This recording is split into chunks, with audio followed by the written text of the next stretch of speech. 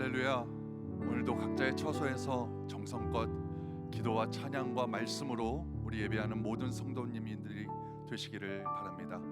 우리 다 함께 예수로 나의 구주 삼고 찬양으로 예배하도록 하겠습니다.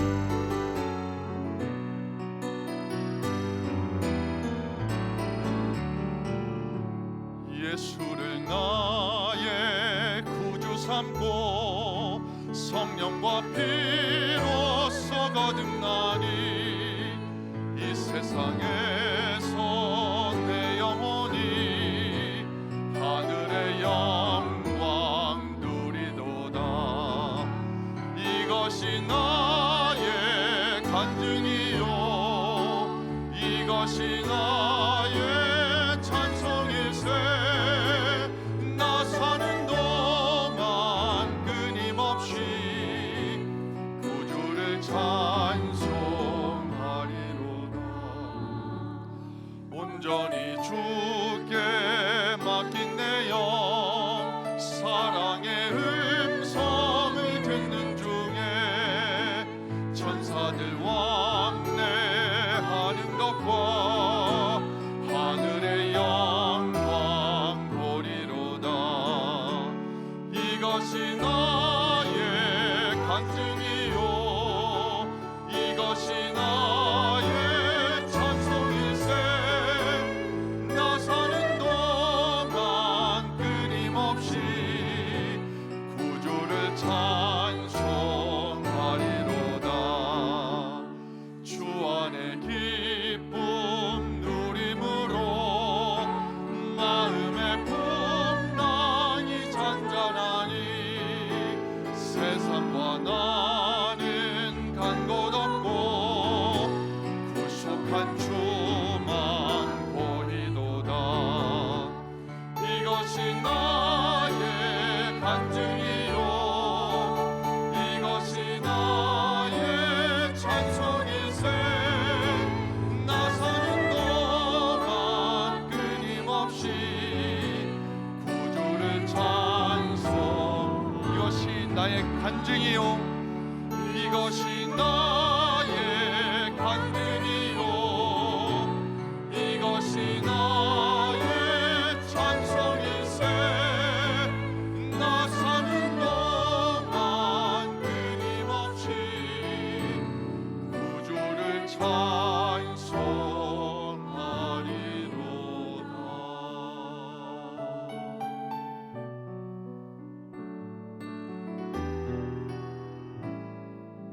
주 찬양합니다. 내 마음을 다해 주 찬양합니다. 내 마음을 다해 주가 하신 놀라운 일들을 세상에 모두 전하리다. 주 찬양합니다. 내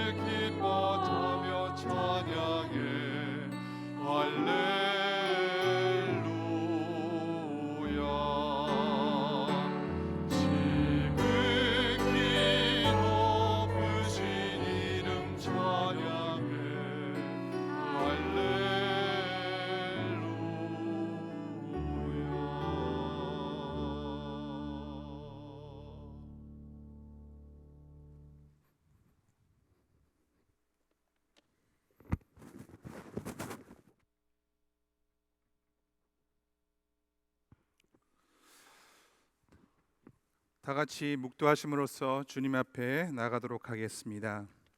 만군의 여호와여, 주의 장막이 어찌 그리 사랑스러운지요. 내 영혼이 여호와의 궁정을 사모하여 쇠약하며 내 마음과 육체가 살아계시는 하나님께 부르짖나이다. 나의 왕 나의 하나님, 만군의 여호와여, 주의 제단에서 참새도 제 집을 얻고 제비도 새끼들 보금자리를 얻었나이다. 주의 집에 사는 자들은 복이 있나니 그들이 항상 주를 찬송하리이다. 셀라. 아멘.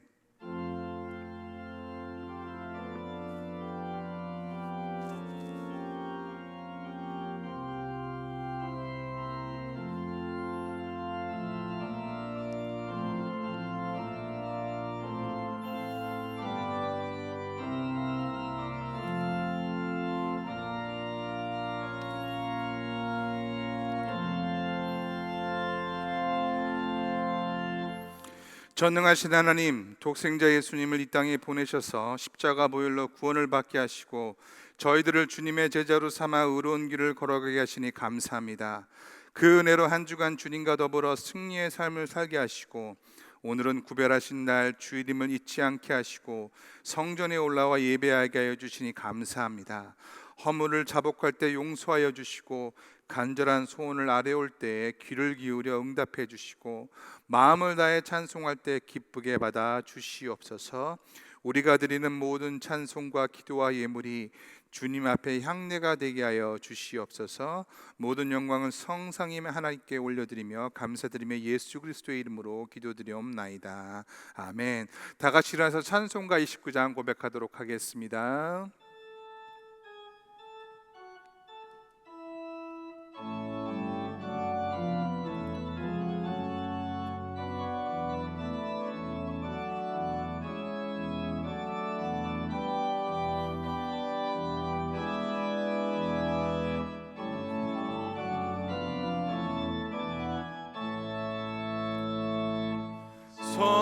성도여 다 함께 할렐루야 아멘. 주 찬양하여라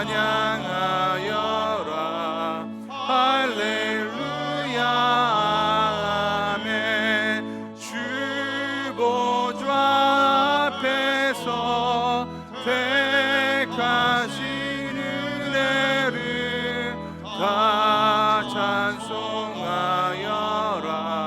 할렐루야 아멘. 만문을 열어라 할렐루야 아멘. 온 하늘을 열라 할렐루야 아멘. 인도자 되시며 친구가 되신 주 그 사랑 끝없다 할렐루야 아멘. 우리 두 손 들어 고백합니다. 주 찬양하여라 할렐루야 아멘. 찬양은 끝없다 할렐루야 아멘. 거룩한 집에서 주은 종길이며 늘 찬송 부르자 할렐루야 아멘. 다 같이 지난 한 주간의 삶을 되돌아보면서 고백의 기도를 드리도록 하겠습니다. 한없는 은혜를 베풀어 주시는 하나님, 하나님께서는 독생자를 보내어 우리를 죄에서 구원하여 주셨건만 저희들은 그 은혜를 깨닫지 못하고 지난 한 주간 많은 죄를 지었습니다. 저희들은 하나님께로부터 1만 달란트 빚을 탕감받은 사람이었건만 내게 100 데나리온 빚진 자에겐 목을 잡고 위협하며 야박하게 행동했습니다. 저희들은 주님께 기도할 때마다 무조건적인 용서를 기대하고 있으면서도 남을 용서할 때에는 너무나 많은 조건을 요구하고 따지는 것도 있었습니다. 저희들은 돌아온 둘째 아들과 같이 하나님의 사랑을 많이 받았으면서도 다른 교우들이 회개하고 교회로 돌아올 때에는 큰아들처럼 불평하고 화를 냈습니다. 주여, 하나님의 은혜를 깨닫지 못하고 죄를 짓고 있는 저희를 불쌍히 여기시고 이 모든 죄에서 구원하여 주시옵소서. 시간 다 같이 침묵 가운데 예수님의 이름으로 참회의 기도를 드리도록 하겠습니다. 주님, 아버지,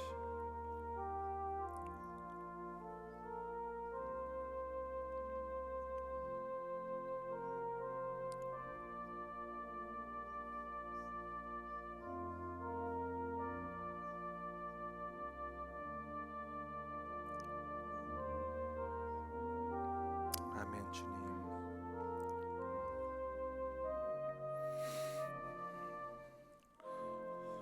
이것은 주님께서 주시는 사죄의 말씀입니다. 누가 능히 하나님께서 택하신 자들을 고발하리요?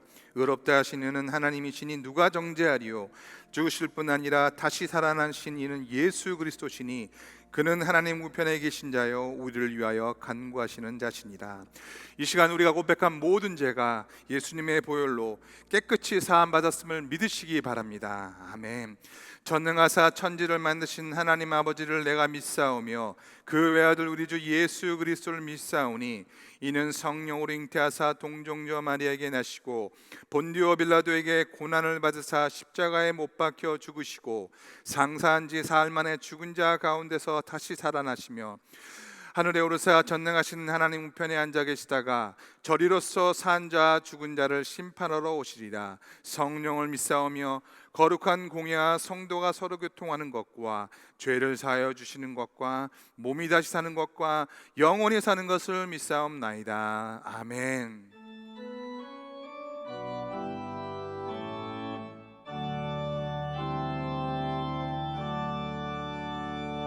목소리 높여서 주 찬양하여라.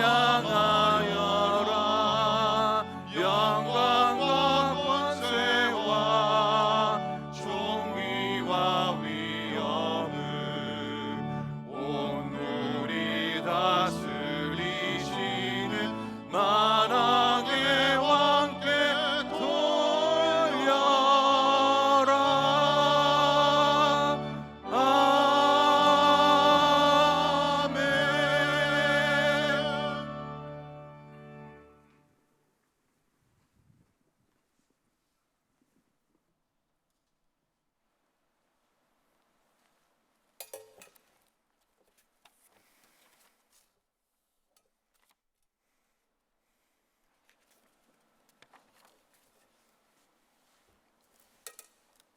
천지 만물을 만드시고 주관하시는 하나님께 찬양과 영광을 올려드립니다. 지난 한 주간도 부족한 우리들을 지켜주시고 보호해주신 하나님 감사합니다. 죄 가운데 살고 있는 우리지만 미약한 우리를 용서하시고 사랑으로 감싸주시고 은혜를 한없이 내려주시니 감사합니다. 우리는 부족하고 연약해서 죄를 죄로 느끼지 않고 살아갈 때가 너무나 많습니다. 우리를 지극히 사랑하시는 주님께서 도와주시기를 간절히 소망합니다. 코로나 바이러스로 전 세계가 어려움 가운데 많은 인명피해와 전염병과 정신적 고통으로 어려움을 겪고 있습니다. 지금도 살아서 역사하시는 만군의 여호와 하나님 아버지, 우리에게 강하고 담대한 믿음을 주셔서 이 모든 것들을 물리치고 승리로 일어날 수 있도록 능력을 베풀어 주옵소서. 아틀란타 연합 장로교회를 지금까지 지켜주시고 함께해 주신 하나님 아버지, 앞으로도 변함없이 손정훈 담임 목사님과 온 성도들이 한 마음으로 교회를 잘 섬길 수 있도록 도와주시기를 간절히 소망합니다. 지금 우리 교회가 어려운 가운데도 하나님이 도우셔서 영상으로 모든 예배와 사역을 잘 감당하게 하시고 지혜와 능력을 주셔서 앞으로도 다양한 방법으로 전 교인이 소통할 수 있도록 도와주시옵소서. 하나님 아버지, 우리의 조국 땅의 국민들을 사랑하시고 축복하셔서 한마음 되게 하시고 정치적으로 치우치지 않고 잘 살아갈 수 있도록 도와주시옵소서. 우리가 살고 있는 미국 땅의 다음 대선에서 하나님께서 원하시는 대통령을 세워주시옵소서.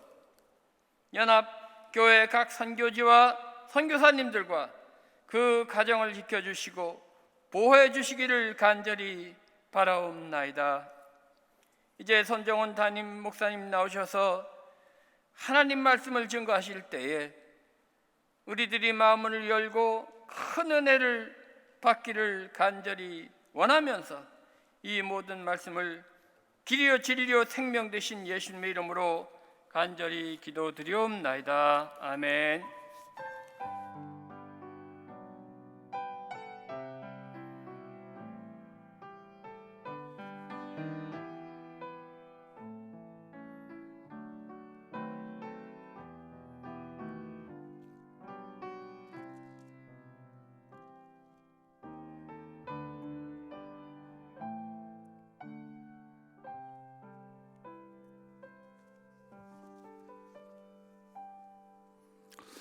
하나님께서 오늘 우리에게 주신 말씀은 요한복음의 말씀입니다. 요한복음 6장 5절에서 15절까지의 말씀 우리 같이 합독하도록 하겠습니다. 요한복음 6장 5절에서 15절의 말씀 같이 합독하도록 하겠습니다. 예수께서 눈을 들어 큰 무리가 자기에게로 오는 것을 보시고 빌립에게 이르시되 우리가 어디서 떡을 사서 이 사람들을 먹이겠느냐 하시니 이렇게 말씀하시면 친히 어떻게 하실지를 아시고 빌립을 시험하고자 하십니다. 빌립이 대답하되 각 사람으로 조금씩 받게 할지라도 200데나리온의 떡이 부족하리이다. 제자 중 하나 곧 시몬 베드로의 형제 안드레가 예수께 여짜오되 여기 한 아이가 있어 보리떡 5개와 물고기 2마리를 가지고 있나이다. 그러나 그것이 이 많은 사람에게 얼마나 되겠사옵나이까. 예수께서 이르시되 이 사람들로 앉게 하라 하시니 그곳에 잔디가 많은지라 사람들이 앉으니 수가 5천 명쯤 되더라. 예수께서 떡을 가져 축사하신 후에 앉아있는 자들에게 나눠주시고 물고기도 그렇게 그들의 원대로 주시니라. 그들이 배부른 후에 예수께서 제자들에게 이르시되 남은 조각을 거두고 버리는 것이 없게 하라 하시므로 이에 거두니 보리떡 5개로 먹고 남은 조각이 12바구니에 찼더라. 그 사람들이 예수께서 행하신 이 표적을 보고 말하되 이는 참으로 세상에 오실 그 선지자라 하더라. 그러므로 예수께서 그들이 와서 자기를 억지로 붙들어 임금으로 삼으려는 줄 아시고 다시 혼자 산으로 떠나가시니라. 아멘. 하나님의 말씀입니다. 이 시간 이 본문을 가지고 나를 위한 기적 때 나를 통한 기적이라는 제목으로 담임 목사의 말씀 선포하실 때 여러분 가운데 큰 은혜가 있길 바랍니다.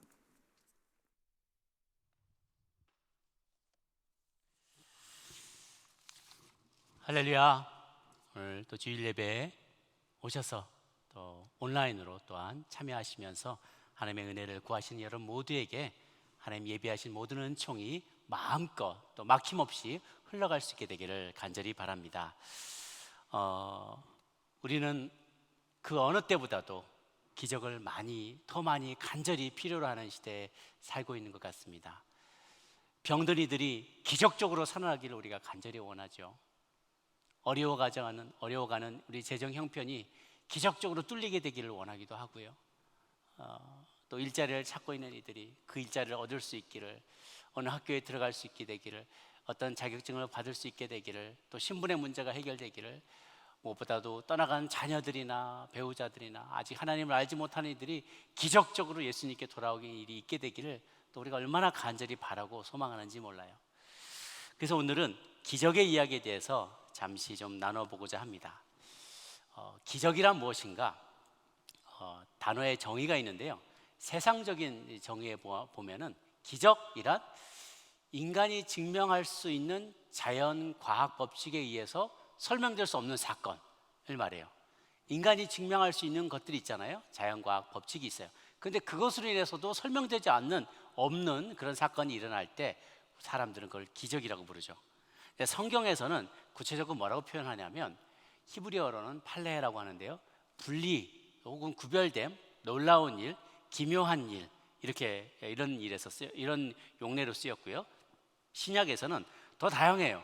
두나미스, 세메이온, 테라스, 에라곤 여러 단어 헬라어로 쓰였는데 다이나마이트 같이 능력 있는 행동, 세메이온 어떤 그것을 기적을 베푼 사람이 신분이 어떠한 존재인지를 잘 알려주는 것, 표적이라는 뜻도 있고 기사, 테라스라도 쓰이고 에라곤이라도 쓰입니다. 여러 다양한 표현을 쓰는데요. 종합해 보면 기적이란 사람들의 이성과 판단으로 봤을 때 놀라운 일, 이상한 것, 구별된 것, 분리된 것이라고 정의할 수가 있어요. 그럼 하나님은 왜 이런 기적을 허락하시는 걸까? 첫 번째 제일 중요한 것은 예수님이 하나님의 아들이시요 우리의 구세주이시다라는 사실을 증명해 보이기 위해서 주어진 것이죠. 두 번째는 기적을 행하는 사람이 하나님이 보내신 자라는 사실을 증거하기 위해서예요. 사도들 같은 경우에 내가 사도인데 아무런 증언이 나타나지 않아요. 에비던스가 없어요. 내가 사도라는 걸 어떻게 증명해 보이냐? 기적이 나타날 때 사람들을 인정했다는 거예요. 세 번째, 하나님의 자비와 긍휼을 세상에 나타내기를 주님이 원하시기 때문에 기적을 허락하세요.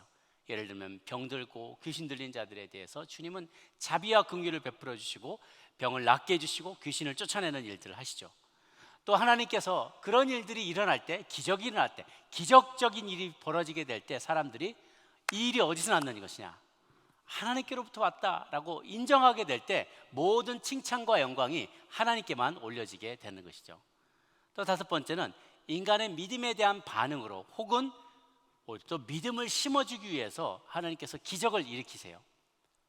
왜냐하면 사람은 기적을 보게 될 때 눈이 확 열리게 돼요.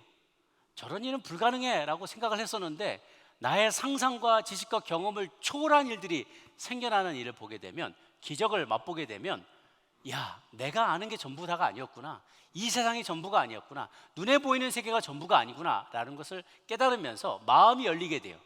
그리고 이제 믿음으로 하나님 앞에 반응하게 되는 것이죠. 또 여섯 번째는 사람들의 절실하고 간절한 요구를, 그 바램을 충족시켜주기 위해서 기적을 베푸십니다. 예를 들면 왕상 17장에 나오는 사르밧 과부의 그의 병에 기름을 가득 끊임없이 채워주신 사건, 그의 자녀가 죽었을 때 죽은 아들도 살아나게 하시는 사건, 간절히 구할 때 절실한 요구를 충족시키기 위해서 기적을 베푸시죠. 또 하나님이 약속하신 바를 이루기 위해서, 또 전파하는 말씀이 이게 확실하다는 것, 이게 진리라는 것을 증거해 주기 위해서도 주님은 기적을 베푸십니다. 그런데요, 요즘 세상에서 사람들이 그런 이야기를 많이 해요. 신학자들이나 목회자도 그런 얘기를 한 사람들이 있어요. 은사는 이제 끝났다, 기적도 끝났다. 소위 말하면 은사 중지론자들이거든요. 여러 가지 은사들이 다 끝났다. 뭐 방언의 은사도 없고 신유 은사도 없고 예언도 그쳤고 이런 것들은 다 없다는 거예요. 그거는 초대교회 때 교회를 세우기 위해서만 꼭 필요한 거였지, 지금은 말씀이 있고 다 있으니까 그런 거 필요가 없다, 없어서 안 베푸신다라고 얘기를 해요. 끊겼다는 거예요. 그래서 과연 그럴까요? 아직도 복음 전도자가 하나님이 보내신 사람임을 증명할 필요가 있습니다. 아직도 세상은 하나님의 자비와 긍휼을 맛보할 필요가 있어요. 그런 니드가 너무 많기 때문에 하나님의 자비와 긍휼을 입어야 될 성도들의 필요가 너무너무나 많아요. 체험받아야 될 필요가 너무나 많아요. 또 그런 기적을 통해서 하나님께서 영광을 받으실 일이 아직도 많이 있어요. 우리 인간들에게 채워져야 될 절실한 필요들이 곳곳에 있기 때문에 우리는 아직도 기적을 필요로 합니다. 그렇기 때문에 하나님 오늘날에도 곳곳에서 우리의 생각을 뛰어넘는, 우리의 상식을 뛰어넘는 놀라운 기적들을 베푸시면서 하나님께서 아직도 온 세상을 통치하시고 계시다는 사실을, 아주 시퍼렇게 주님이 살아계시다는 사실을 우리로 하여금 깨닫게 하기 위해서 시시때때로 기적을 행하십니다. 그리고 우리가 그 기적을 지금도 목격하고 있는 것이에요. 그래서 기적은 끝난 것이 아니고 더 이상 없는 것이 아니라 오늘날에도 우리 가운데 행하고 계시다는 사실을 우리가 믿으시기를 바랍니다. 기적과 관련돼서 오늘 놀라운 이야기를 우리가 오늘 듣게 됩니다. 사실은 우리가 너무 귀에 못이 박히도록 이 설교를 많이 들으셔서 새로움이 없을지도 모르겠어요. 다시 제가 설명을 드립니다. 예수님께서 공생애 중에 두 번째 맞는 유월절에 예루살렘에서 지내기 위해서 이제 예루살렘을 향해서 오시는데, 유월절로 지키기 위해서 예루살렘에 가시는데, 가시다가 이제 갈릴리 호수 이쪽 편에서 가르치다가 북쪽으로 향해서 건너가셨어요. 갈릴리 호수를 건너가셨습니다. 비스듬하게 건너가셨는데, 그때 많은 디아스포라 유대인들, 해외에 많이 흩어져 살고 있던 유대인들이 이제 예루살렘의 유월절을 지키기 위해서 내려오고 있었어요. 잘 보시면 밑에 사해가 있고 저 위에 갈릴리 호수가 있습니다. 서쪽이 지중해고요. 쭉 내려오면 저 위쪽에서부터 이렇게 내려오다 보면 사마리아 있고 예루살렘이 있어요. 사람들이 저기 흩어져 있던 디아스포라 유대인들이 내려오다 보면 사마리아를 거쳐야만 예루살렘을 오게 되거든요.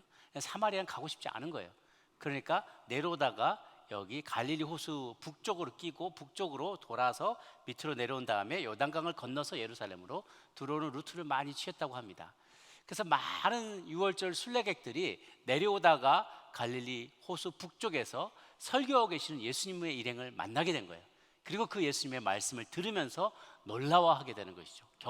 경외감에 사로잡히게 돼요. 그런데 그 순례객들도 있었고 인근에서 몰려온 유대인들도 있었는데, 그들이 말씀을 열심히 듣고 있는 것은 좋은데 이제 먹을 때가 되었어요. 가까이 되었어요. 주님께서 그들을 보시고 어떤 생각이 드셨냐면, 많은 이들이 먹을지는 못하니까 5절에 예수께서 눈을 들어 큰 무리가 자기에게로 오는 것을 보시고 빌립에게 이르시되 우리가 어디서 떡을 사서 이 사람들을 먹이겠느냐라고 말씀하셨어요. 먹을 것을 지금 먹고 배가 먹을 때가 되었는데 먹지 못하고 있는 사람들을 긍휼히 여겨서 주님께서 그들에게 먹을 것을 나눠주기로 결심하셨어요. 그때 이 예수님의 질문에 대해서, 예수님의 의도에 반응하는 사람들의 모습이, 태도가 세 가지로 나눠지게 됩니다. 오늘 그 세 부류 사람들의 반응을 살펴보고자 해요. 첫 번째는 불신으로 반응하는 사람의 모습, 주저하며 행동하는 모습이에요. 앞에 사람은 빌립이고 두 번째는 안드레입니다. 불신으로 반응하는 빌립, 주저하며 행동하는 안드레. 빌립에게 우리가 어디서 떡을 사서 이 사람들을 먹일 수 있을까라고 질문했을 때 사실 그것은 그를 시험해 보신 것이에요. 왜냐하면 이 동네가 빌립의 고향이었기 때문에 빌립이 이 지역을 너무나 잘 알아요. 어디 가면 떡을 살 수 있는지, 어디 가면 물고기를 살 수 있는지 잘 알아요. 이 지역은, 중동 지역은 굉장히 습도가 높고 또 기온이 높기 때문에 물고기 같은 것을 오래 보관하기가 어렵습니다. 그 당시에 뭐 냉장고가 있었던 것도 아니고, 그러니까 이 고기를 잡으면 잘 구워 놓든지 소금에 막 절여 놓든지 해서 바짝 말리든지, 그래가지고 여행 다닐 때 그것을 가지고 다니면서 도시락으로 먹기도 하고 그렇게 했어요. 그렇더라 하더라도 근처에서 가장 가까이에서 마트가 있는 것도 아니고 무슨 H마트나 아시마트가 있는 것도 아니고 근처 가서 살 수 있는 것이 아니에요. 멀리 떨어져 있어요. 그리고 그 물고기를 구하는 것도 어려워요. 더더군다나 이렇게 많이 모여있는 사람들에게 다 먹일 것을 주기 위해서는 재정이 너무나 부족해요. 200데나리나 되겠습니다 라고 얘기를 한 것이 오늘날 돈이면 2천만 원, 3천만 원, 거의 2만 불, 3만 불에 해당하는 돈이 필요하다는 거죠. 돈도 없거니와 있어도 한꺼번에 구할 수가 없습니다. 그래서 고민을 한 거죠. 7절에 빌립이 대답하되 각 사람으로 조금씩 받게 할지라도 200데나리온의 떡이 부족하리다 얘기합니다. 그나마 그 옆에 있던 안드레는, 베드로의 형제였던 안드레가 예수님께 여짜오는데, 여기 한 아이가 있어서 이거 먹을 걸 좀 가져왔는데, 아유 그것이 뭐 이 많은 사람들에게 얼마나 도움이 되겠습니까? 앞에 빌립은 불신앙으로 반응했는 것에 비해서 안드레는 그래도 조금 행동을 했지만 주저주저 하면서 퀘셔닝을 하는 거예요. 이게 뭔 도움이 되겠습니까? 라고 대답하는 거죠.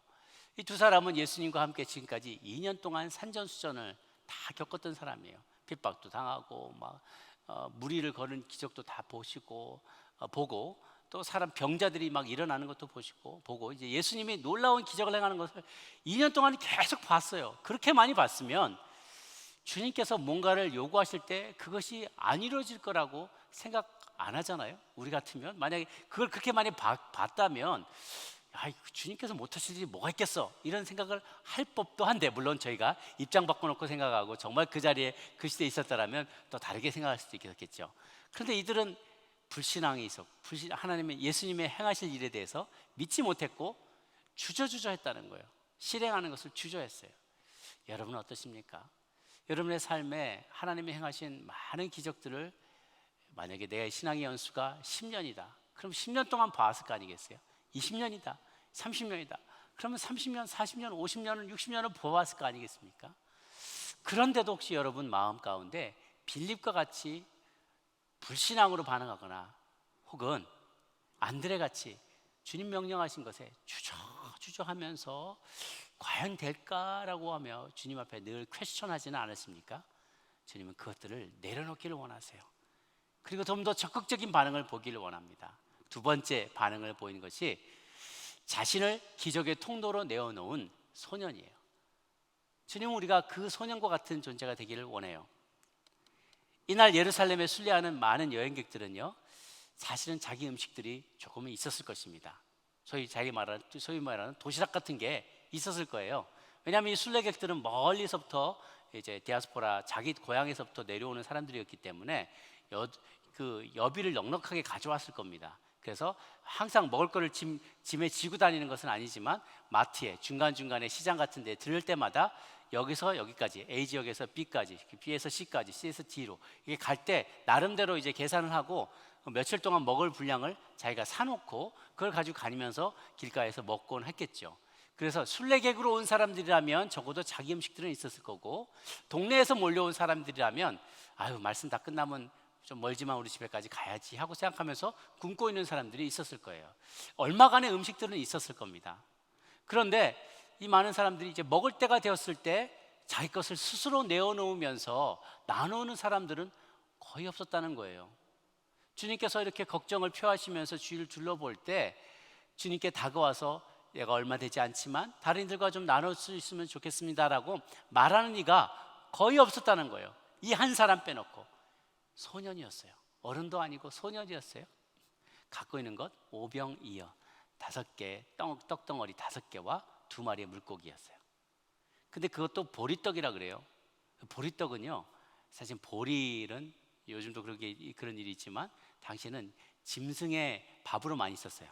짐승들한테 사료를 줄 때 뻑뻑하기 때문에 사료를 줄 때 보리를 많이 사용했다고 해요. 그래서 그 당시에도 보리가 그렇게 고급진 음식이나 이런 것이 아니고 아주 가난한 사람들이 그냥 연명할 때 먹는 것이 보리였고, 물고기 2마리 작은 물고기니까 그 얼마나 되겠습니까? 그러면 이 소년이 이것을 예수님 앞에 내어드릴 때 본인도 손이, 우리로 그런 표현을 많이 해요. 손이 부끄럽지 않냐 그런 얘기 하잖아요. 이거 가지고 뭐 5,000명, 남자만 5,000명이기 때문에 전체는 뭐 15,000명, 20,000명일 수도 있어요. 이 많은 인원을 어떻게 먹이라고 이거 누구 코에 붙이라고 이걸 가져왔겠어요? 그런데 소녀는 그거를 부끄러워하지 않았다는 거예요.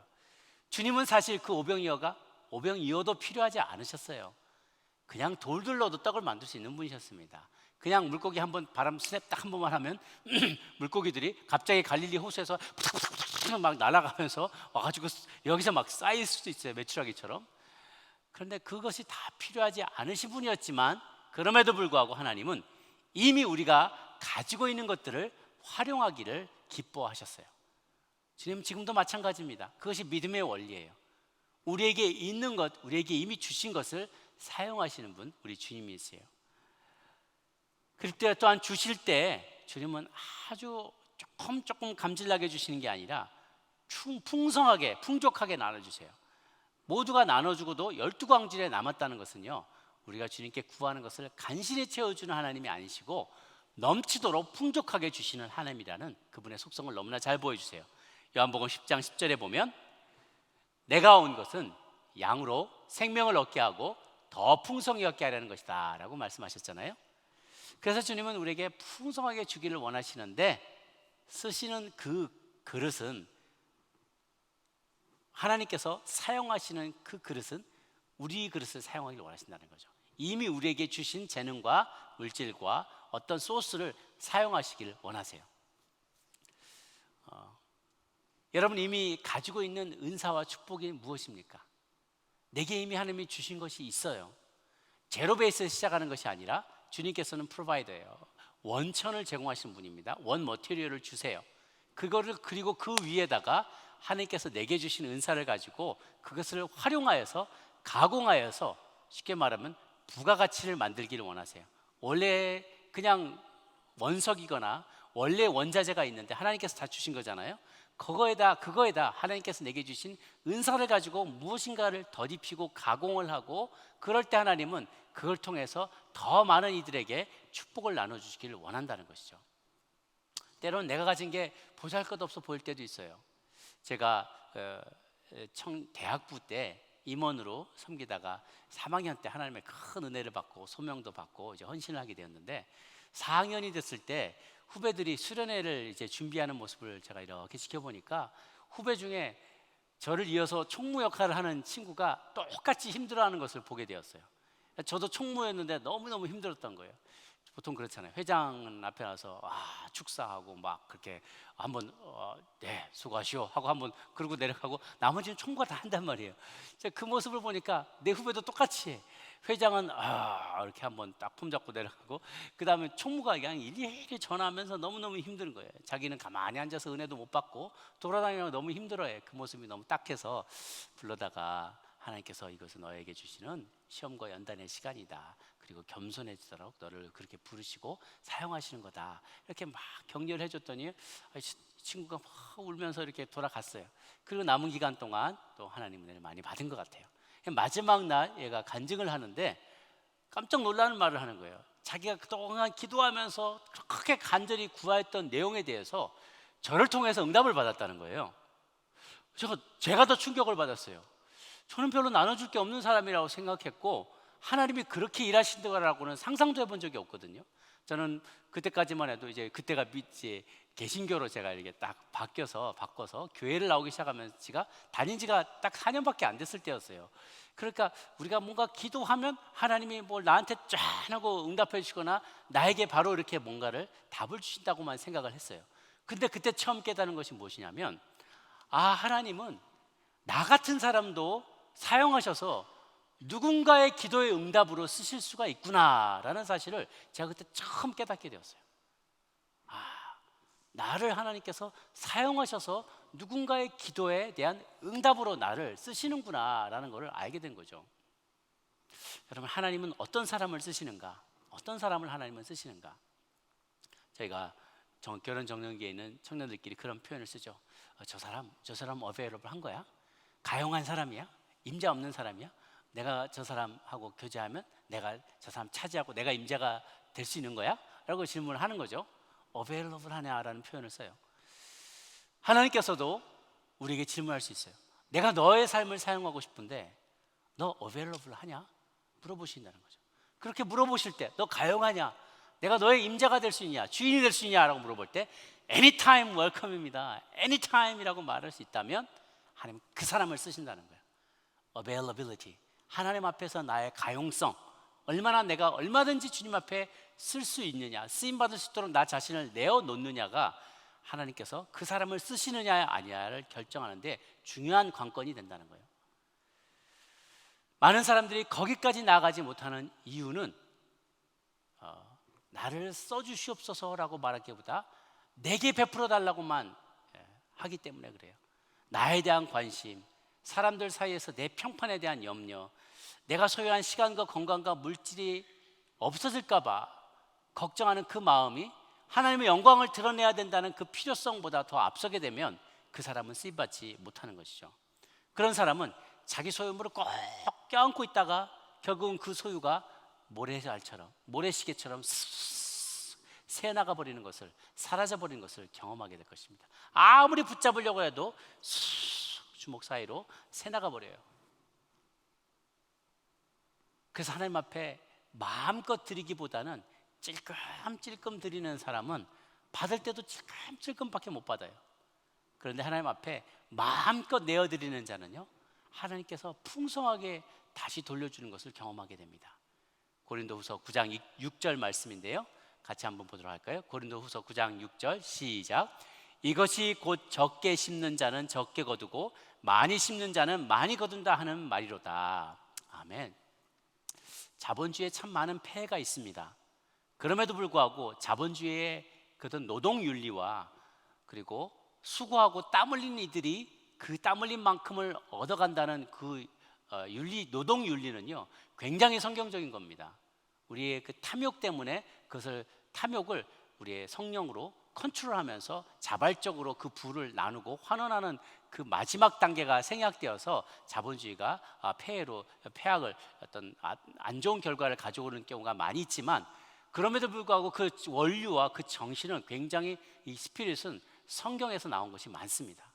그때로 볼 때요, 뿌린 대로 거두게 되는 것은 굉장히 성경적이에요. 농부도 농사도 마찬가지죠. 찔끔찔끔 뿌리면 찔끔찔끔 거두게 돼요. 그런데 많이 투자하고 성장할 가능성이 많은 곳에 내가 많이 투자하고 돌보고 물을 주고 뭐 좋은 것들을 다 이렇게 그것에다가 쏟아붓게 될 때 더 많이 거두게 된다는 것은 굉장히 성경적인 원리인 것이죠. 그래서 하나님은 우리가 아끼면서 찔끔찔끔 줄까 말까 내드릴까 말까 이렇게 홀딩하고 있기를 주님 원치 않으세요.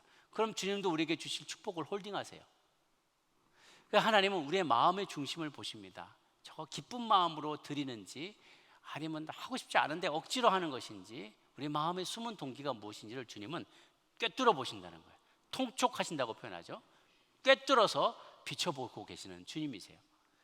사무엘 선지자가 하나님께 명령을 받았어요. 사울은 됐다, 이제 죄는 끝났다. 자기만 생각한다.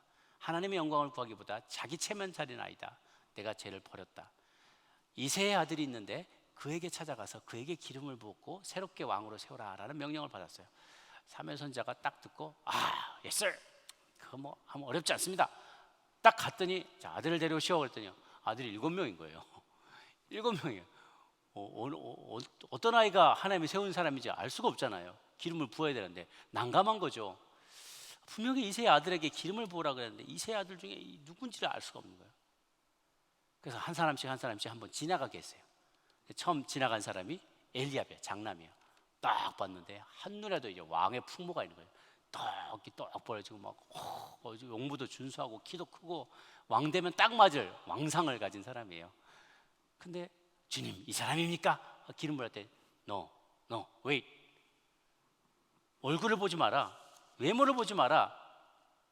용모와 키를 보지 마라. 내가 이미 그를 버렸다. 내가 보는 것은 사람이 보는 것과 같지 아니하느니 사람은 외모를 보거니와 나 여호와는 중심을 보느니라. 중심을 보느니라. 하나님은 그 마음의 중심을 보세요. 제 마음으로 주님 앞에 정말 헌신하고 주님 앞에 쓰임받기를 원하는 사람인지 아닌지를 주님은 보신다는 거예요. 아브라함이 자신의 아들 이삭의 실부감을 찾고자 했을 때 그러니까 너도 젊은 먼 거리까지 고향까지 갔다 와야 되니까 먼 데까지 여행을 하려면 젊고 좀 쌩쌩하고 자기가 봐도 예쁘고 우리 이삭의 눈높이에서 볼만했을 때 예쁜 신부감을 찾아오려면 좀 젊고 쌩쌩한 종을 보내야겠다. 그렇게 하지 않았다는 거예요. 그런 대신 늙고 충성된 노종을 보냈어요. 그는 수백 마일 떨어진 아브라함의 고향까지 가서 리브가라는 여인을 만나고 바로 그녀가 하나님의 정한 베풀임을 확신합니다. 근데 그가 그 다음에 어떻게 하는지 아세요? 바로 다음 날 떠나겠다고 해요. 장인어른이 될 사람에게 우리 바로 떠나야 됩니다 라고 얘기하는 거예요. 아니 우리 종 보고 저 어르신 좀만 기다리시오. 이렇게 먼 수백 마일을 여행을 해왔는데 여기 동네에 아주 맛집도 있고 경치도 좋은 곳 있는데 좀 구경도 좀 하시고 며칠 동안 좀 쉬셨다가 가도 안 늦지 않소. 좀 천천히 가시오. 그런데 안 된다는 거예요. 우리 주인이 기다리고 계시다는 거예요. 나는 그 사명을 위해서 온 사람이기 때문에 빨리 가야 된다고 자꾸 한사코 주장하는 것이죠. 그는 보냄받은 명령에 사명에 충성된 종이었어요. 하나님은 그런 사람을 쓰신다는 거예요. 항상 준비되어 있는, 언제나 주인이 명령하시는 것에 대해서 언제든지 yes sir 하고 노라고 말하지 않고 yes sir 하고 바로 달려갈 사람, 충성된 사람, 그 마음의 중심에 언제든지 자신의 시간과 물질과 경험과 재능과 모든 자신의 것들을 하나님 앞에 주인한테 드리기를 원하는 기꺼운 마음, 즐거운 마음으로 자원하는 심령으로 드리기를 원하는 그 사람을 주님은 선택하여 사용하신다는 것입니다. 마지막 세 번째 부류의 사람은 자신들을 위한 기적을 원하는 사람이에요. 아까 두 번째는 제가 말씀드린 자신을 그 하나님의 도구로, 축복의 도구로, 기적의 통로로 내어놓는 사람이 있었고요. 세 번째는 자신을 위한 기적을 바라는 사람이었어요. 그들은 이제 무리들이었는데요. 마지막에 보면 14절에 그 사람들이 예수께서 행하신 이 표적을 보고 말하되 이는 참으로 세상에 오실 그 선지자라 하더라. 그러므로 예수께서 그들이 와서 자기를 억지로 붙들어 임금으로 삼으려는 줄 아시고 다시 혼자 산으로 떠나가시니라 라고 했어요. 무리들이 보니까 그 옛날 예언된 메시아인 것 같아요. 신명기 18장 15절에 내 하나님 여호와께서 너희 중에 내 형제 중에서 나와 같은 선지자 하나를 너를 위하여 일으키시리니 너희는 그를 들을지니라 라고 했어요. 언젠가 모세 같은 선지자가 나올 거라는 거예요. 그가 온 인류를 너희들을 구원할 것이다 라는 얘기를 듣고 그들은 오매불망 메시아가 오기를 말을 기다렸어요. 근데 그들이 원했던 메시아는 인간 왕이고 정치적인 구세주였어요.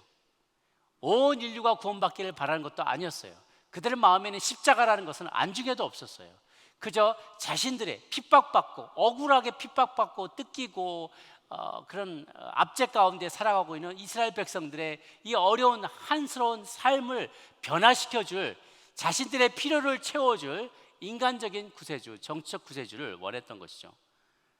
그래서 15,000명, 2만 명이 빵을 얻어먹는 기적을 경험하고 나니까 이제 자신들이 원하는 그 목적을 이루기 위해서 예수님이 할 수 있었던 그 놀라운 기적의 능력을 이용하기를 원했다는 거예요. 십자가 없이, 온 인류의 구원에 대한 구속사의 이해가 하나도 없이 자신들만의 필요를 채우기 위한 예수님을 자신의 필요를 채우기 위해 이용하기를 원했던 것이죠. 다른 본문에 보면 병행 구절에 보면 예수님은 그들이 뭘 원하시는지 이미 아셨기 때문에 그들에게, 무리에게, 군중에게 자신을 의탁하지 않으셨다라고 되어 있어요. 우리가 아까 나눴던 두 번째와 세 번째 부류의 사람의 중요한 차이가 있습니다. 기적의 수혜자가 되기를 원하는 사람이 있고 기적의 도구가 되기를 원하는 사람이 있어요. 다른 말로 하면 나를 위해서 기적을 베풀어 달라는 사람이 있고요, 나를 통해 기적을 베푸시라고 자신을 내어드리는 사람이 있는 거예요. 나를 위한 기적을 바라는 이 군중과 같은 사람들은 기적의 최종 소비자가 되기를 원하는 거죠. 기적을 베풀어서 우리가 그 기적의 혜택을 받게 해달라고 구하는 거예요. 그런데 아까 그 소년과 같은 사람은 나를 통해서 기적을 일으켜 주십시오라는 거예요. 다른 말로 하면 나를 기적의 유통업자로 사용하여 달라는 거예요. 최종 소비자가 있고 소비자가 되기를 원하는 사람이 있고요, 쓰임받기를 원하는 유통업자가 되기를 원하는 사람도 있다는 거예요. 물론 남들이 수고하고 만든 일들을 내가 누릴 수 있습니다. 감사한 마음으로 그걸 누릴 수 있어요. 우리도 아마존에서 물건을 많이 구입하죠. 남이 만든 물건들이잖아요. 그것을 내가 구매하면서 소유할 때 즐거움을 누릴 수 있습니다. 그런데 우리는 언제까지 그렇게만 살아야 할까요? 비유를 하자면 어떤 사람은 계속 남들이 만들어 놓은 것을 쓰는 사람이 있고요, 어떤 사람은 계속 생산하고 유통하는 사람이 있어요.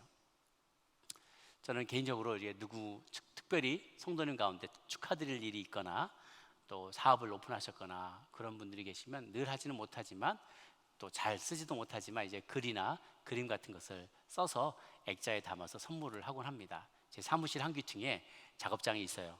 그래서 막 니스칠도 하고 붓글씨도 쓰고 액자도 만들고 그래서 선물을 합니다.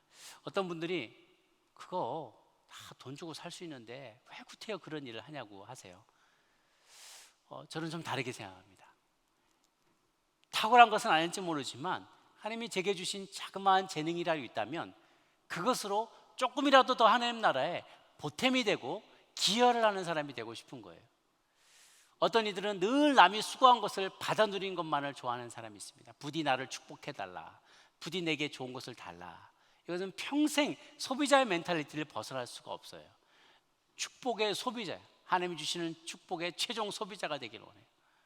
그런 사람의 관심은 언제나 자기 자신뿐이에요. 보통 어떤 사람이 그런 사람이냐면 믿음의 초기에 있는 사람이에요. 믿음의 초보 단계에 있는 사람들. 때로는 10년, 20년, 30년 신앙생활을 해도 여전히 이 단계에 머물러 있는 사람은 믿음의 초보에 있는 사람이에요. 기도의 내용이 항상 자기와 자기 가족들 반경을 벗어나지 못해요. 다고다고 하는 사람이죠. 그런데 믿음이 점점 자라나갈수록 하나님 아버지의 마음을 가지게 되고 목자의 마음을 가지게 될수록 우리 관심이 점점 더 커지게 돼요. 예전에는 어떻게 하면 나를 더 편안하게 할까? 어떻게 하면 나를 더 안전하게 할까? 어떻게 하면 내가 덜 상처를 받을까? 어떻게 하면 해야 내 몫을 더 잘 챙길 수 있을까라는 데 고심을 했다면 이제는 어떻게 하면 주님께서 나를 보내신 세상에 조금이라도 더 기여하는 인생이 될까? 하나님의 주신 재능을 낭비하지 않고 하나님의 자원을 소비만 하다 가는 사람이 아니라 무엇인가 하나님의 나라에 보탬이 되고 기여를 하는 사람이 될까 고민하는 사람이 더 성숙한 사람이라는 것이죠. 우리 경제에도 문화에도 문화의 소비자가 있고 경제의 소비자가 있어요. 그저 TV만 열심히 보고 유튜브만 열심히 보는 사람은 어쨌든지 문화든지 경제든지 다 소비자인 거예요. 그런데 그것이 아니라 그런 사람들은 계속 사람들의 오피니언에 끌려다녀요. 세상 문화에 끌려다녀요. 세상의 가치관에 끌려다닙니다. 그럴 것이 아니라 중심을 딱 잡고 아니지, 나는 이런 컨텐츠를 만들 거야, 이런 디지털 컨텐츠를 만들 거야 라고 말하면서 자신이 주시는 하나님의 재능과 또 하나님의 관점을 가지고 무엇인가를 생산해내면, 문화를 만들어내면, 컨텐츠를 만들어내고 또한 그것을 유통하는 사람이 되면 하나님이 주신 재정으로, 재능으로 세상을 엄청나게 축복할 수 있는 사람이 된다는 거예요. 다시 말씀드리면 하나님이 모든 좋은 것들의, 선한 것들의 원천의 제공자이십니다. 돌을 주시고 식량을 주시고 햇빛을 주시고 좋은 것들을 주셨어요. 그럼 나는 그것을 가지고 잘 가공해서 요리를 만들거나 더 좋은 원석을 다듬어서 다이아몬드 링을 만들거나, 하나님이 주신 어떤 그 보이스, 좋은 목소리가 있으면 그냥 배에서 나오는 소리밖에, 숨소리밖에 안 되는 것을, 그것을 잘 가공해서 멋진 소리로 만들고 작곡을 하고 그것을 음반에 만들어서 많은 이들에게 들려주면 그것을 듣는 사람들에게 큰 감동을 끼치는 사람이 될 수 있다는 거예요. 프로그래머가 되어서 좋은 프로그램을 만들어서 사람의 삶을 유익하게 하거나 좋은 유튜브 컨텐츠를 만들어서 보는 사람에게 감동과 도전을 줄 수 있는 여러 가지를 만들고 유통할 수 있는 사람이 된다는 것이죠. 이렇게 사는 사람은 축복을 유통하는 사람이 되는 거예요. 축복의, 하나님의 복의 통로로, 기적의 통로로 쓰임받도록 자기를 내어드리는 사람이 있고, 그냥 기적에 남들이 베풀고 남들이 기도하고 남들이 나눠준 것을 가지고만 살아가는 사람도 있을 수 있다는 거예요. 우리는 모두, 저와 여러분 모두가 그 기적의 유통자가 되기를 간절히 소망합니다. 그러면 우리가, 많은 이들이 그렇게 얘기할 수 있어요. 목사님, 그럼 우리가 이 축복을 다 유통하고 나면 우리는 그지 되는 거 아닌가요? 우리 뭐 먹고 사나요? 우리에게 남는 게 없으면 어떻게 하나요? 하고 걱정을 해요. 걱정하지 마십시오. 하나님의 자원은 무한하십니다. 하나님 갖고 계신 자원은 무한해요. 전에도 한번 제가 말씀드렸다시피 우리에게 두 가지 멘탈리티가 있어요. 두 가지 어떤 마인드셋이 있는데, 하나는 scarcity mentality, 하나는 abundance mentality예요. 하나는 희소한의 관점이고요. 세상 모든 것은 희소하다, 아주 희소하다, 이게 적다라는 거고요. 세상 모든 것은 풍성하다라는 관점이에요. 적다, 세상에는 자원이 매우 희귀하다고 생각하는 사람은 끊임없이 남과 경쟁하면서 남을 눌러야 내가 살아남을 수 있다고 생각하는 제로섬 게임의 유혹에 빠집니다. 남이 열을 가져가면 나는 빵이 된다는 거예요. 그래서 자꾸 경쟁하려는 거죠. 그런데 반대로 하나님께서는, 하나님이 갖고 계시는 기회와 자원은 무궁무진하다라고 생각하는 사람은 남에게 열을 나눠줘도 여전히 나는 하나님께 100을 받을 수 있다라는 믿음을 갖고 있는 세계관에, 그런 세계관을 갖고 있는 사람이에요. 그것이 사실이기도 합니다. 지금 세계에 나오고 있는 모든 곡식들, 곡물들, 세계에서 생산되는, 전 세계에 생산되는 곡물들을 다 적절하게 버리는 것 없이 분배하고 잘만 나누면 전 세계 모든 인구가 다 먹고도 남음이 있다 그래요. 그런데 욕심으로 그것을 움켜쥐고 있거나 컨트롤하거나 독점하고 이것을 나누지 않고, 그럴 때 사람들은 굶어 죽는 사람들이 생겨나게 되는 것이죠. 하나님께는 기회와 자원이 풍부하다고 생각하는 사람이 하나님께 더 크게 쓰임받을 수 있습니다. Limitless. 주님께는 자원도 기회도 시간도 모든 건강도 한계가 없어요. 쓰겠다 원하시면 주님께서 마음껏 쓰실 수 있는 것이죠. 그래서 우리의 마인드셋은 그런 풍성한 마음으로 가득 차야만 할 줄로 믿습니다. 얼마 전에 제게 오셔서 집회를 주셨던 알티 켄달 목사님, 제가 뵈면서 너무 무리 강행군을 하신 것 같아서 하루에 막 한 5-6시간 동안을 잠깐 쉬었다가 녹화하고 또 녹화하고 했단 말이죠. 그러니까 제가 조금 염려가 돼서 사모님한테 목사님 건강 괜찮으시겠어요? 하고 여쭤봤더니 사모님이 말도 말라고 몇 년 전에 쓰러지셨다는 거예요. 그래서 병원에 실려가셨길래 그 의사 선생님 몰래 만나가지고 저만 그만 좀 뛰라고, 이제 그만 은퇴했으니까 그만 좀 하시라고, 그러다가 쓰러져 죽는다고 얘기 좀 해주세요, 경고 좀 해주세요. 그랬더니요, 의사 선생님이 허허 웃으시면서, 사모님, 저분이 일을 멈추시면, 설교를 멈추시면 바로 돌아가세요. 그러니까 더 열심히 일하시라고 해드려야 돼요. 그게 사는 길이에요. 그렇게 얘기를 하셨다는 거예요. 마찬가지라고 생각합니다.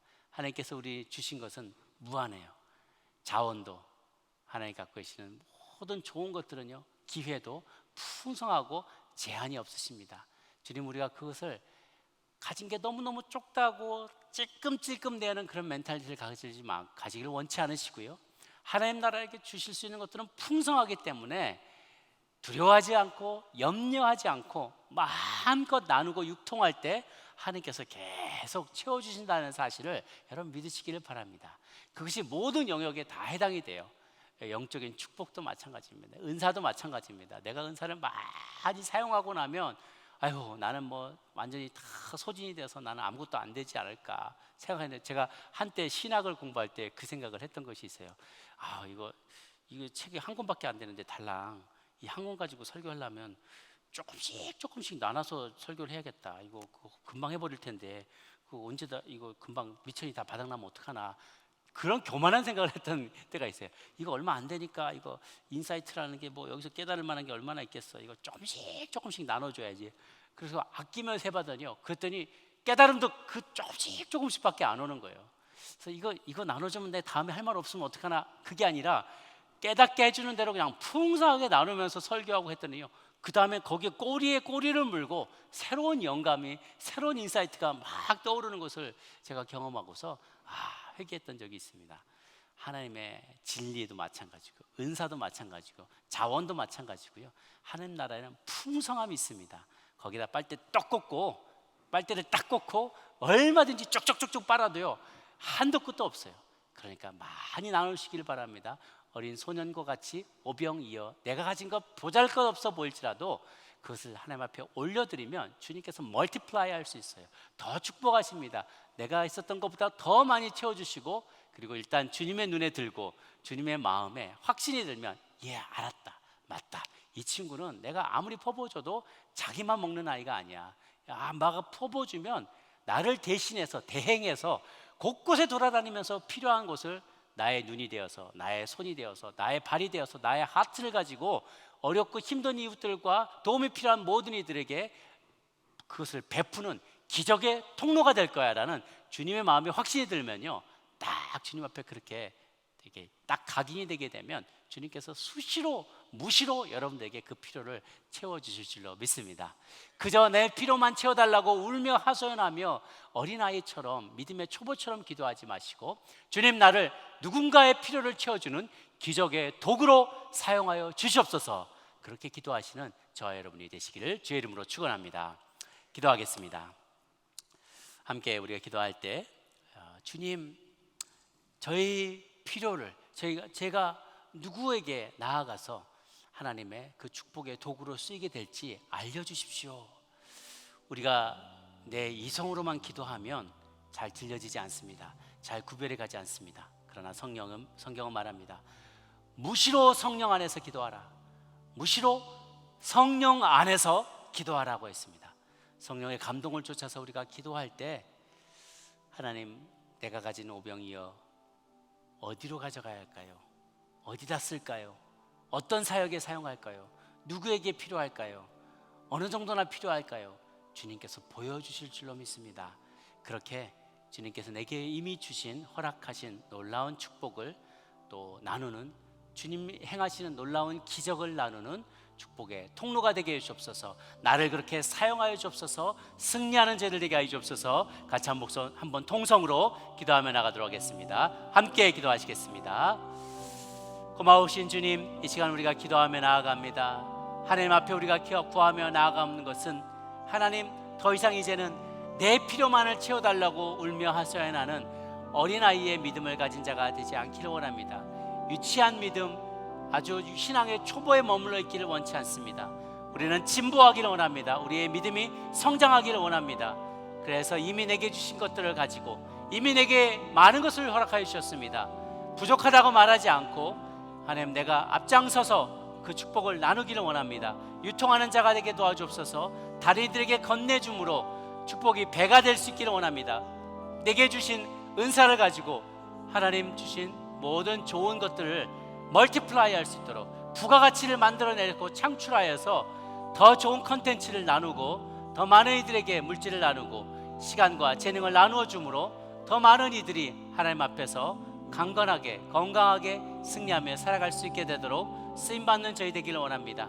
주님 가지신 기회와 자원 풍성한 것을 저희가 믿기에 하나님 늘 부족함의 마인드로 살아가지 않고 희소성의 마인드로 살아가지 않고 풍부와 풍성의 마인드로 살아가는 저희들 되게 하여 주옵소서. 주님께서는 양으로 생명을 얻게 할 뿐 아니라 풍성히 얻게 하기 위해 우리 가운데 오셨다고 했습니다. 주님 나누어 주시는 그 풍성한 복을 나도 누리고 다른 모든에게도 나누어 주는 하나님의 사람들이 되게 하여 주시옵소서. 좋으신 하나님 아버지, 기적의 늘 수혜자가 되기를 원하지 않고 기적의 도구로 쓰임 받고자 기쁜 마음으로 자원하는 저희들이 되게 하여 주옵소서. 어떻게 하면 더 편히 살까? 어떻게 하면 더 나를 더 안전하게 할까? 그런 일들에만 관심을 쏟는 저희들이 아니라 어떻게 하면 주님의 손이 되어서 주님의 발이 되어서 주님의 눈이 되고 주님의 마음이 되어서 하트가 되어서 온 세상을 다니며 주님이 주시는 그 기적, 주님이 베푸시는 놀라운 기적의 전달자가 될까 고민하는 우리 모두가 되게 하여 주옵소서. 감사드렸고 모든 것 살아계신 예수님의 이름으로 기도 올려옵나이다. 아멘. 이제 준비하신 헌금 온라인으로 하나님 앞에 올려드릴 때 저희 2부 시온 성가대가 헌금 찬양 주님 앞에 올려드리겠습니다.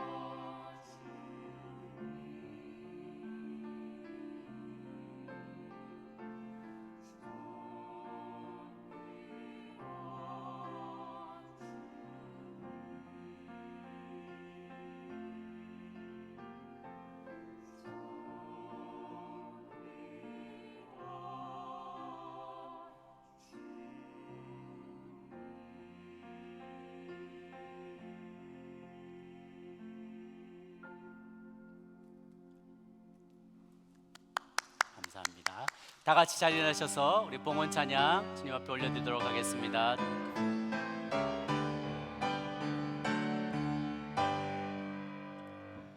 나의 보화 드리니 주여 받아 주셔서 하늘나라 위하여 주 뜻대로 쓰소서.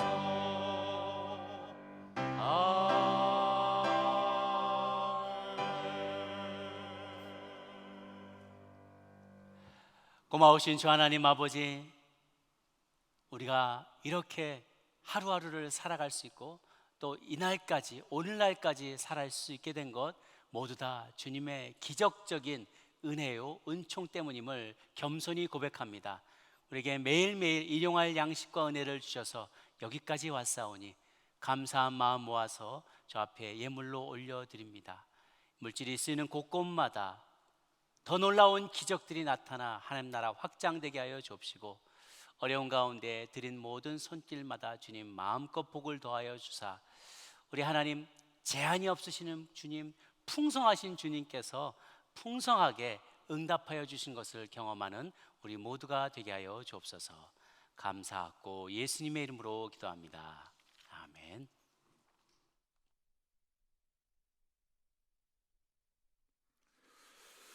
교회 소식을 알려드리도록 하겠습니다. 여러분이 받으신 온라인 주보를 참고해 주시면 감사하겠습니다. 온라인 예배를 드리는 모든 분들을 주님의 이름으로 환영합니다. 새가족 등록을 원하시는 분은 새가족팀으로 연락해 주시면 안내해 드리도록 하겠습니다. 문의는 이성애 목사님께 해주시면 감사하겠습니다. 온라인 예배 생방송으로 진행되고 있습니다. 예배 시간은 다음과 같습니다. 가정공동체위원회 제6기 멘토스쿨 12주 과정입니다. 다음 주일부터 12월 13일까지 줌으로 진행이 됩니다. 매주일 오후 2시에서 4시까지 하고 문의는 김세진 집사님께 해주시면 감사하겠습니다. 제29기 예비동역장 훈련 8주 과정입니다. 9월 19일 토요일 개강하며 줌으로 진행이 됩니다. 매주 토요일 오전 9시 30분부터 11시 50분까지 진행이 됩니다. 문의는 조승현 총무님께 해주시면 감사하겠습니다.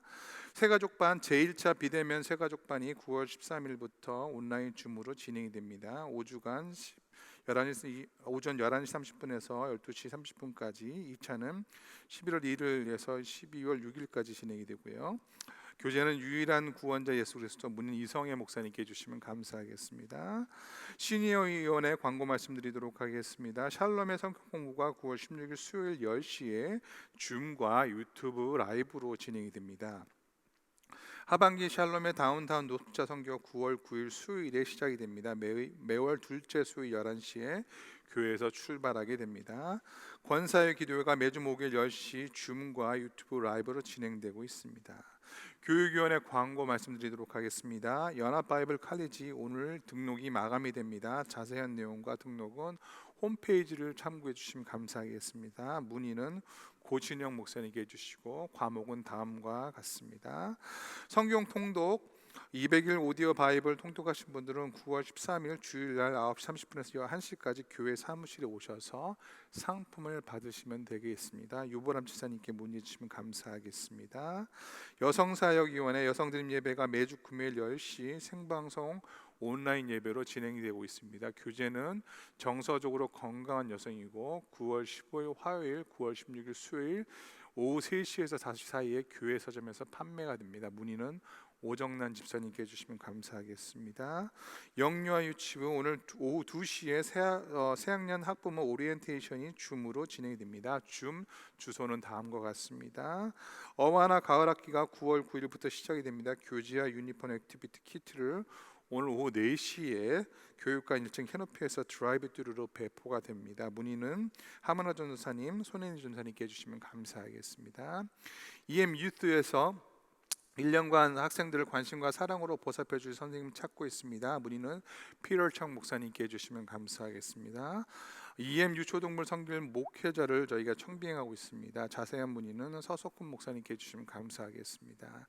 개업의 기쁜 소식입니다. 이보희 집사님께서 스윗 러브 베이커리를 개업하셨고요. 또 한미장학회 저희 30회 한미장학재단 남부지구 장학금 수요식이 9월 10일 토요일 5시에 유튜브 온라인으로 진행이 됩니다. 오늘 헌화는 고행옥 집사님께서 모친춤으로 드렸습니다. 금주의 사역으로 저희가 지난주에 권사의 드라이브인 원래를 했는데 아주 많은 분들이 참석하셔서 은혜 가운데 진행이 되었습니다.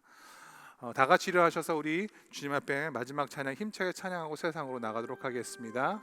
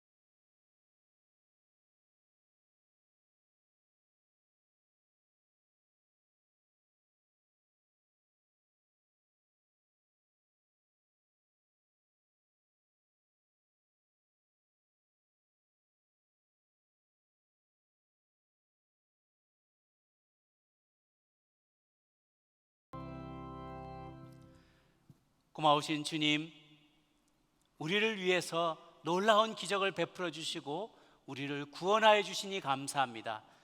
우리 같은 죄인들이 구원받은 것 자체가 놀라운 기적입니다. 그런데 그 기적에 만족해 있지 아니하고 이제는 그 놀라운 기적과 그 축복이 다른 많은 이들 가운데, 온 세상 가운데 편만히 퍼져나갈 수 있도록 쓰임받는 기적의 도구, 축복의 도구가 될 수 있도록 우리를 사용하여 주시옵소서. 이제는 우리 주 예수 그리스도의 은혜와 하나님 아버지의 크신 사랑과 성령의 교통하심이 이제 함께 예배드리고 들은 말씀의 도전대로 세상 가운데 나아가 기적의 도구, 축복의 통로로 쓰임받겠노라 다짐하는 고개 숙인 아틀란타 연합장로교에 속한 모든 믿음의 가족들 머리 위에 이제부터 영원토록 함께 하시기를 간절히 축원하옵나이다.